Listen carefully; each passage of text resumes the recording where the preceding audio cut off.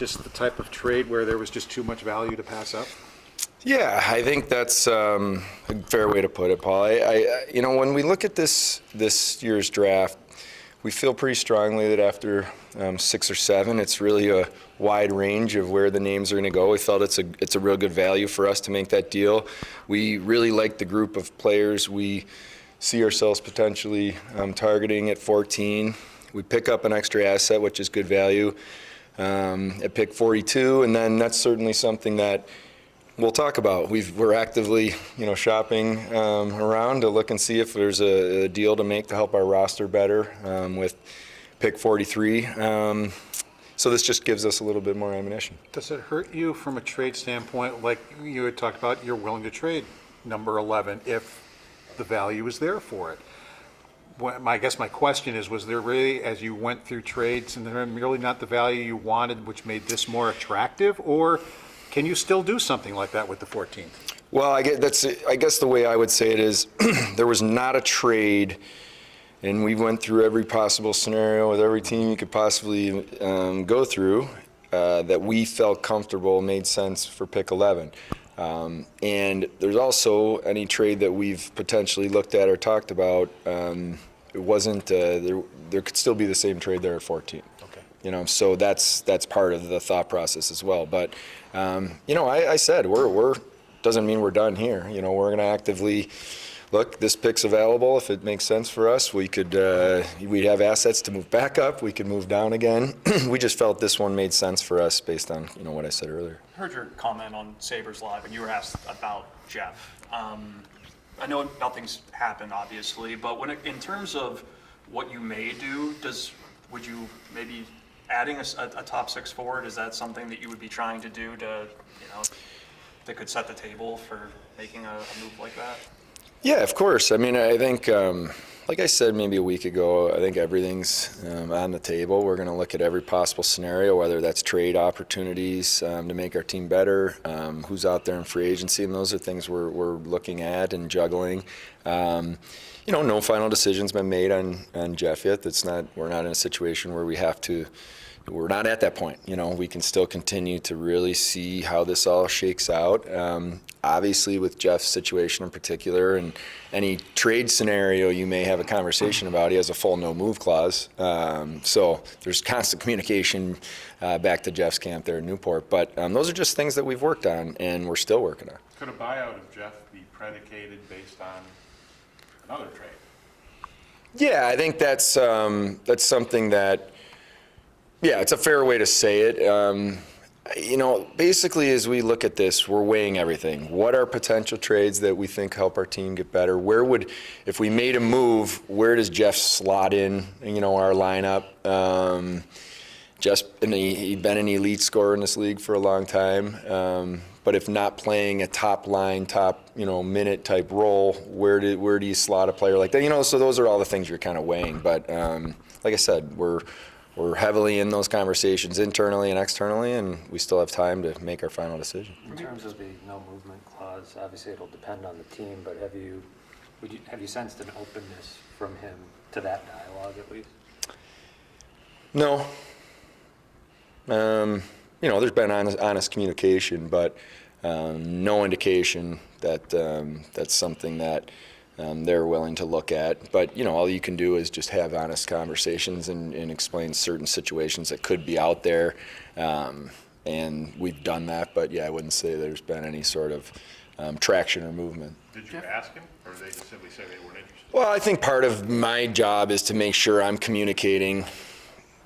When you have situations like this and there's a no move, that means no move. So there's, you know, you have to, out of respect for the player too. And this isn't, yeah, exactly. And this isn't just Jeff. This is in any situation like this. If you have a player that has a no move clause, and even if there was a situation that arose that you're interested in, you know, the spirit of no moves, the player's not moving, you know, and so you have to just start with transparency of information to the agent. Which we've done now, you know, back and forth to say, hey, here's some of the things we're thinking about internally. Here's things, and I said this last week. I have a lot of respect for Newport Sports, and these guys they're pros. They've been in this a long time. They know the business. They know the market. They do a good job with their players. So we've just had honest dialogue, and they know everything we're thinking and talking about, and we know where they're at. What happened to Jeff the second half of last year? Because he had 2 really good years and he evolved into a different type of player and he had a pretty decent first half. But something happened in the second half. I guess. Yeah. Hey, I think, look, in Jeff in particular, Jeff, like I said, he is an extremely talented hockey player. He's played over 1,000 games in this league and scored a lot of goals. He's clearly an elite offensive player. And I'm not sure, Bill, exactly. What I could say is it wasn't, anything with negative in terms of his personal game. I think we all, as a team, we didn't perform well enough. And then there's, how does that affect individuals? I just go back to this. Like we underperformed last year as a group. You have to make hard decisions, up and down your lineup. We have to figure out ways to get better, and that's every decision we make this offseason was with that in mind. And that'll be, part of this process we go through with Jeff. How do you and the pro scouting staff feel about the market in terms of center? For what you're looking at, the role that you want, whether it be free agency or trade? Yeah, it's a position that's in demand. And we fully, it's a great question, Lance, because as you build out your team, you're talking about this in amateur scouting meetings. If you have 2 players next to each other and one's a winger, one's a center, you're gonna lean towards the center. They're just harder to acquire, more valuable. Centers can usually flip to wing, so you take all those things into consideration, but it's harder for wings to flip to center. It's an area that is not easy to acquire, and we talked a lot about that before we made the Casey Middlestat trade. To be honest with you, we felt that if we trade Casey Middlestat, we're going to be in a position where, okay, where are we up the middle? I do get excited about Peyton Krebs' game, where we believe he can get to. We have prospects in our system, but we also want to figure out how we're a better team now. So we're kind of balancing that, and but it's a good question because there's not a lot of centers out there. Is there somebody that you won't give a qualifying offer to, and I'll include Stillman and Clegg in that also? The rest of them are your guys, but I don't know, but they were the 2 Rochester guys. Yeah, I don't want to get into specifics on, want to make sure I have some conversations, with players specifically, but I don't think anyone would be surprised kind of, where we're at or what we're going to do there. How much does a player having a no-move clause affect how you're able to handle business? And if that is a player you're looking to trade or move in some way, how much does that change how you approach things? Changes everything. It's the no move is of something that there's not that many players have in this league, and they've earned it, or they wouldn't get to that spot. So it changes everything because it doesn't matter how many conversations I could potentially be having with another team, and a trade that I could potentially be excited about, the other team could be excited about. If the player with the no move isn't excited, it's not happening. So it's a completely different scenario than any other type of situation. Even if you had a player with limited no trade protection, you still may have conversations. You're just focusing on certain teams. Kevin, what's this week been like for you? Even the last month or two, you've been aggressive in the past, but you haven't maybe been aggressive building the team, I guess maybe this way, so this is different for you. Just what's it been like for you and your staff to kind of tackle something a little different? Yeah, it's a great question. It feels very different this year in terms of how we're looking at the phase we're in, I guess is the best way to say it. I feel that the last 3 years at the draft was so much about making sure that we were building our pipeline up and our prospect pool and putting ourselves in a position to have assets in our organization. Meanwhile, trying to do your best to look for trades and what options are out there to help your team. And we're always going to do that. You always have to have prospects and a funnel of players in your system. But it has flipped in the sense that we need to take a step. We need to be a team that's competitive, getting in the playoffs and fighting for those opportunities to do what we all want to do here, which is win a Stanley Cup. So we're willing to look at everything and anything that we feel makes us better. And I think you always in this job are going to do that, but just with now that we've built up the assets and the opportunities, we're actively trying. And in saying that, you have to be disciplined and smart. You're not just going to move assets to move them. It has to make sense for you. Are there any of those prospects that you've told teams aren't available? Oh, I don't typically just take things off the table. I'd rather have conversations, and you can always say no. Are there internally certain players that we'd be very unlikely to move? Of course, especially when you're talking about prospects in particular. One thing that probably doesn't get talked enough about is when you become a team that's getting right up to the cap, the players on entry-level contracts that can help you really become valuable. I mean, just look at Florida with a guy like Lundell plays a big role, and so that really matters. We're not there yet. We need to get better. But I see with where our roster is going and the salaries and some of the extensions kicking in, we're inching there. So we just have to be mindful of that. There's a lot of chatter about Carolina, and not just with you guys, but a lot of teams. What's it like in this situation dealing with a new GM? Well, I'd prefer it not to be all over the media. Start with that. What was the question? Hey, you know what? You have conversations, and you would prefer that they stayed between two teams if you're talking. But you can't control that. It doesn't change how you do things. And look, it's no secret. We're trying to do every possible thing we can to improve our team. And I guess the good news is, if we're rumored in a few things, there's a ton more that we're not in, being rumored in, but that we're in. We're trying to make sure that we're in every possible conversation out there, which is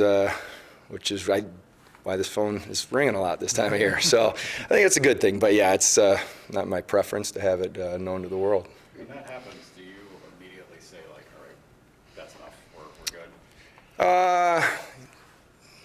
Well, I dealt with this a lot with the Jack Eichel situation, and because there's so much sensitive information, and so it's something that you kind of monitor. But now you have to. You can't let stuff that's going on or noise, distract you from what you're trying to do. But there's certainly some phone calls after that you have. If you are going to trade significant future assets, whether it be prospects or picks, would you prefer it be a player who's inching toward their prime, that you would have the ability to have years of control, whether it be somebody who's an RFA or? Yeah, I mean, in a vacuum, yes. Like in a perfect world, you're looking for that type of asset that can grow with your team. That's why going back to Bo Byram is such a tough trade, but a critical trade, because you feel like you're acquiring a player in their prime that can grow with you. Now, in saying that, even with the assets we have and the deep prospect pool we have, those players generally aren't available, even if you're willing to overpay.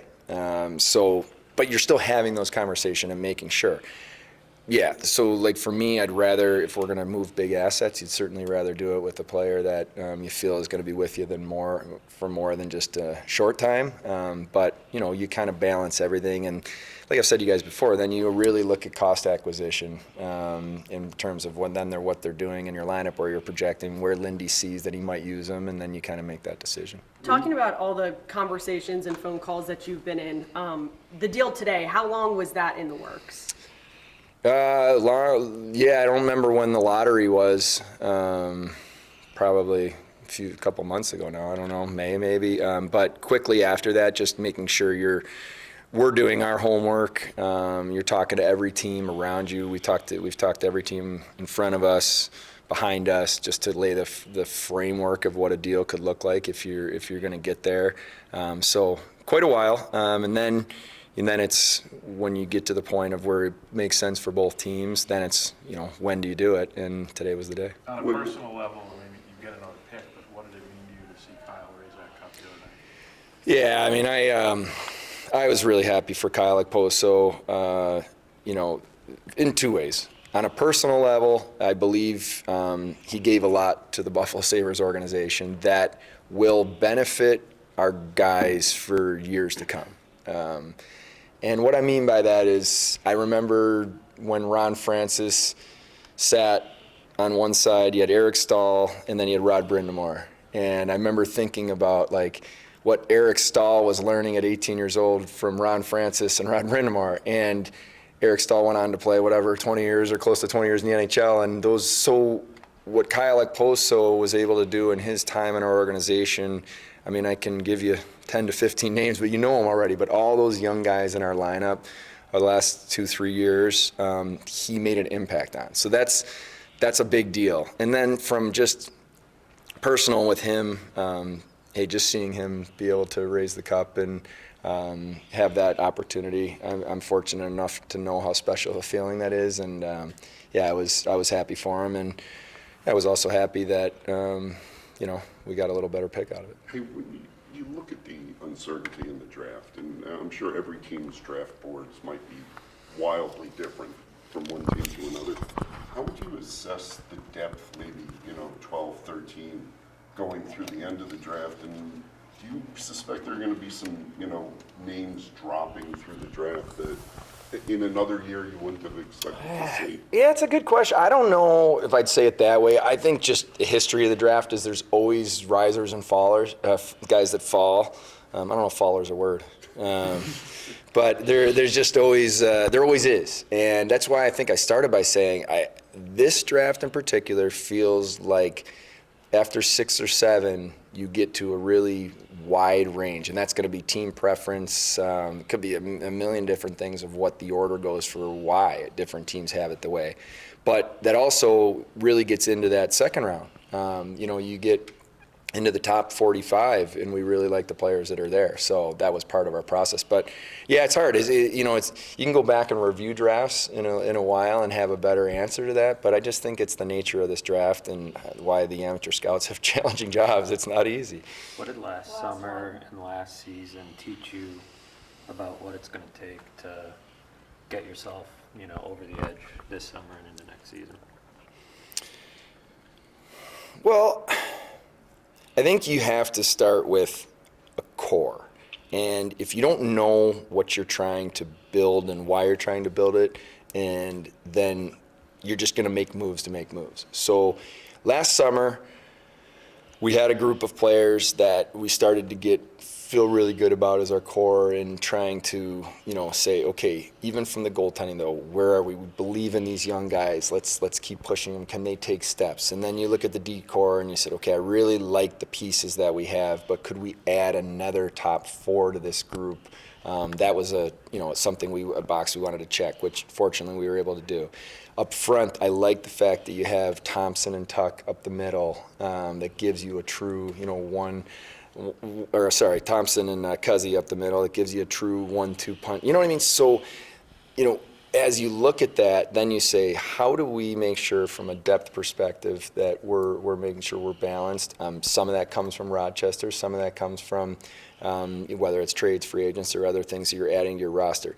I'd like to see us get a little bit harder to play against. I'd like to see us have a little more physicality, especially lower down in our, either lower on our depth chart on D, or in that bottom 3-4 group in our forward lines. And then lastly, I think you just want to see guys that maybe have some versatility that can bump up your lineup if you have injuries, even if it's for a short time, have versatility that they could kill penalties or be powerful. You know what I mean? You're just having that balance. So it's a long way of saying, I don't know if I learned that last summer. You kind of just know in this league that you have to have a lot of depth. You have to have people buying into their roles, and then you have to make sure that in saying all of that, that your players are completely aligned with the coach in the way that you're expecting to be playing every night. And I personally use the words like non-negotiables. There has to be non-negotiables between the coaching staff and the players that everybody's buying into. And I think that's one of the things I'm most excited, where Lindy will have that clarity for our guys, and we'll attack camp. So it's an exciting time. This is an important week right now for our organization, and and then it'll be nice to kind of say, man, let's get training camp going and play some hockey, and it'll be here quick.